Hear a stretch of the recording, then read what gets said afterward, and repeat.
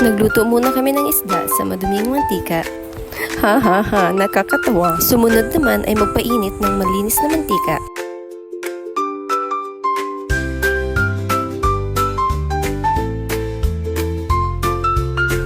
Igisa ang ginger, sa Tagalog ay luya.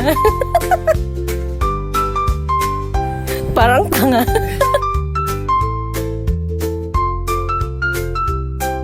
Sumunod ang bawang. Ikaw, nakasunod ka ba?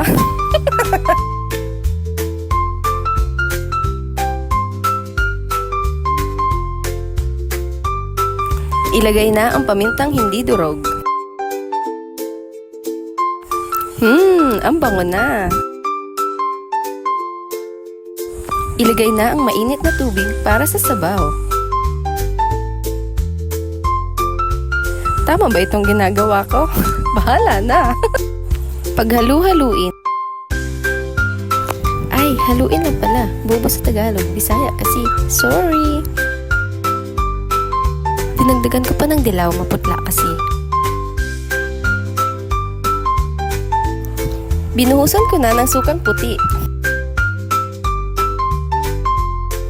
Nilagyan ko na rin ng pampalasa. Hindi siya sponsored.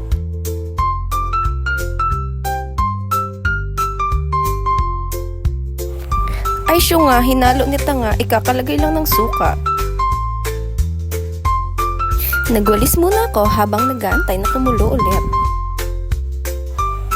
Pagkakulo ay nilagyan ko na ng asin at asukal.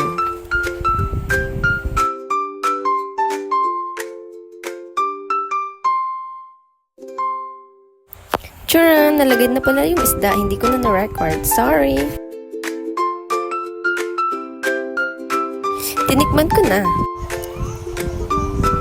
Lasang paksiw. Thank you for watching!